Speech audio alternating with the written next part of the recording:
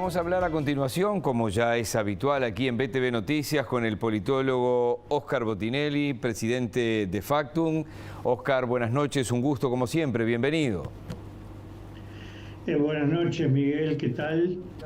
Bueno, hoy el tema, y obviamente te vamos a pedir tu análisis y tu ayuda profesional, pretende hablar sobre la grieta.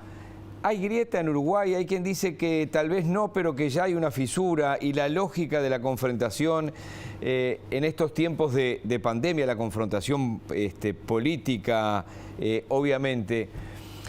¿A dónde conducen estos enfrentamientos, esto que se llama, o que la Nata le puso el nombre en Argentina de la grieta, Óscar?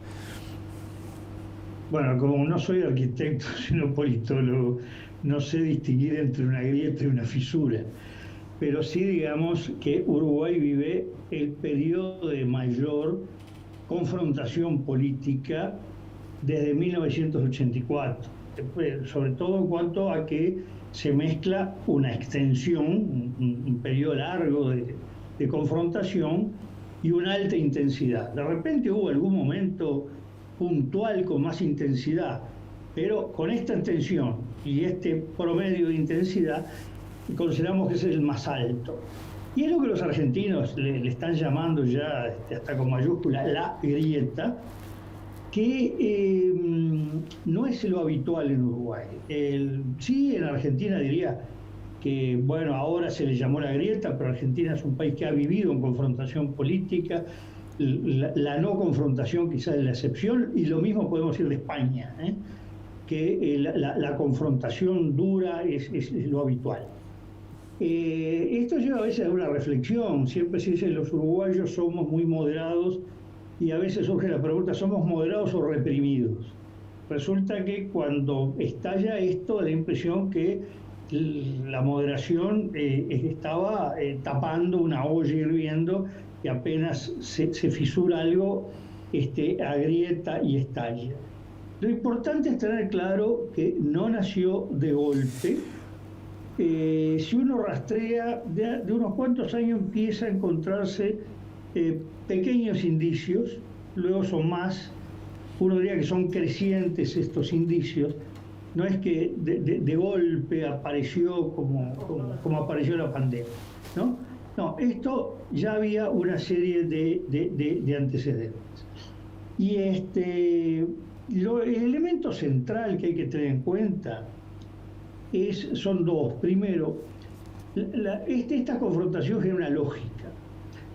La lógica de la confrontación, como se habla de la lógica de la guerra, la lógica de los enfrentamientos, que hay una acción, una reacción a la reacción, y se entra en una dinámica, ahora que está de moda usar, exponencial, donde cuando no hay alguien, y generalmente alguien muy en el medio, o gente muy que ve el peligro de los distintos lados y se pone a decir, bueno, hay que aplicar un freno y terminar con esto, lleva a situaciones muy conflictivas en la política y en la sociedad. El primer punto de partida, esto lo vivió España en 1977, es, bueno, acá hay que evitar buscar quién empezó, dejar de lado quién fue el que dijo qué. Muchas veces es difícil encontrar el origen. ¿Qué se dijo? ¿Qué dijo cada uno? Es decir, de estas situaciones de confrontación, que no estamos en el momento pico, podría llegar a alcanzarse mucho más si esto no se aminora, es bueno, ¿cuál es el diagnóstico presente y qué se hace hacia el futuro? Si el tema es hacer balance de lo que dijo cada uno y la culpa que tiene cada uno, la experiencia de los distintos países es que es muy difícil salir así. En estos momentos de pandemia, en el juego político, grandes países, por ejemplo, como Alemania, Italia, ¿qué han hecho, por ejemplo, Óscar?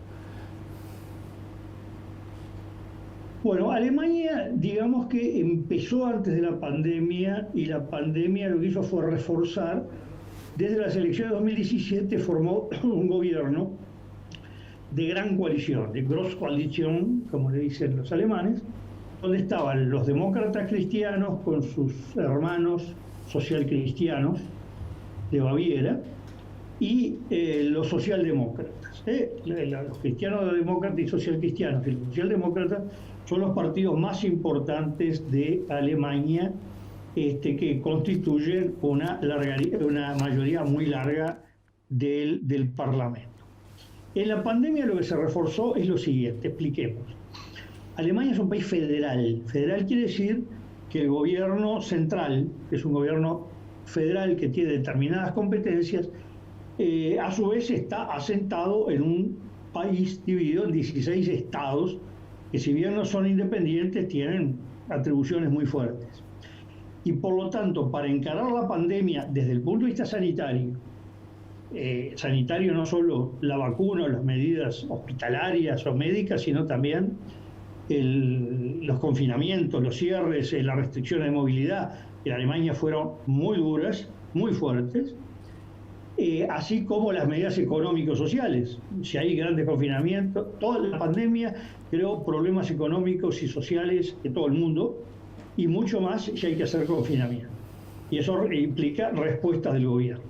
Y ahí, bueno, ese gobierno central de demócratas cristianos, socialcristianos y socialdemócratas tuvo que acordar con los 16 estados federados, los 16 Länder, o la Länder de Alemania, cada uno de los cuales que tiene su gobierno, con su ministro presidente, sus ministros, su gabinete, y donde hay distintas combinaciones, donde muchos de ellos están gobernando los verdes aliados o con demócratas cristianos o con socialdemócratas, también aparecen los liberales en algunos estados, y bueno, el último gran endurecimiento que fue adoptado por la jefa de gobierno, Angela Merkel, fue a lo largo de un día entero de análisis y discusión con los 16 jefes de gobierno de los 16 estados federados. Es decir, ahí hubo una armonización del sistema político. Italia, después de un 2020 durísimo, recordemos que en Europa donde se detecta el coronavirus, el COVID-19, es en Italia, y donde empieza ya en febrero del año pasado una cantidad asustante de muertos, y una política muy confrontacional a lo largo del 2020. A partir de febrero del 19, del 2021, perdón, de este febrero, se forma un gran gobierno que está respaldado por aproximadamente el 93-94% del Parlamento. Queda solo un partido de derecha, Fratelli d'Italia, la oposición, y un minúsculo partido de izquierda llamado Sinistra Italiana.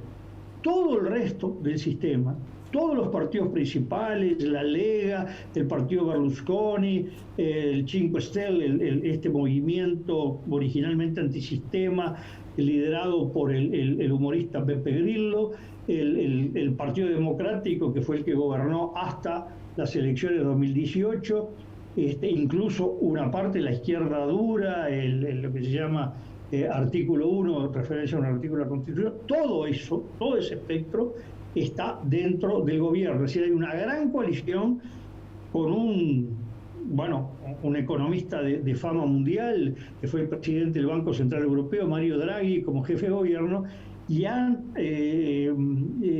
terminado con esa confrontación en un gobierno que, más allá de algunas pequeñas chisporroteos, es un gobierno de gran consenso que está llevando adelante la política adelante. Es decir, vemos la primera potencia de la Unión Europea y la tercera, que son Alemania e Italia, jugando a la gran consensualidad del sistema político. Y eso es la antítesis de la grieta, la antítesis de la confrontación y la búsqueda de soluciones entre todos. Si se equivocan todos, si aciertan todos, y esto baja muchísimo todo lo que puede ser Es muy común la política del gobierno que se trata de se nos entrecorta. No sé si me escuchás ahí, Oscar, porque te entrecortó la última frase. Ahora estoy escuchando. Perfecto, perfecto. Sí, pues tengo una conexión un poquito inestable. No, solo la última frase se te había cortado. Te pregunto para el final, es muy común escuchar en estos tiempos que lo urgente desplaza lo importante. Si yo te diría o te pediría un tema estratégico del que no se habla, ¿cuál sería? ¿Cuáles son? Bueno, yo diría que hay dos grandes temas estratégicos. Uno, Uruguay vive una formidable crisis poblacional, una formidable crisis demográfica.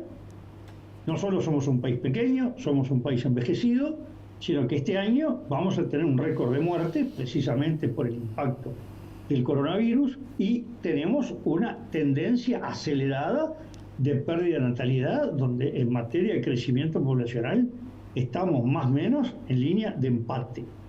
Y no hay un gran debate nacional de qué diablo se hace con esta crisis poblacional o crisis demográfica que tiene Uruguay. Y lo otro es lo siguiente, Uruguay nosotros lo definimos como Uruguay un país pequeño y lejano, que está rodeado por dos grandes colosos, lejano del mundo, con una pequeña ventana que mira hacia el Polo Sur, a través de esta inmensidad del Atlántico Austral. Y eso hace que, bueno, un país que es muy pequeño, pequeño en población, pequeño en riqueza en relación a la riqueza del mundo, no es que sea pobre, sino pequeño para la riqueza del mundo y lejano. Bueno, cómo se mueve en el mundo, lo que técnicamente es la inserción internacional de Uruguay, es un elemento clave.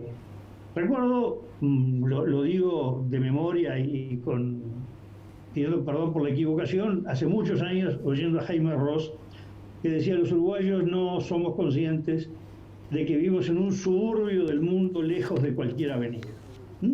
Y eso hace que, bueno, acercarnos a la avenida y acercarnos al mundo es una tarea de país, lo que técnicamente se dice políticas de Estado. ¿Qué es una política de Estado?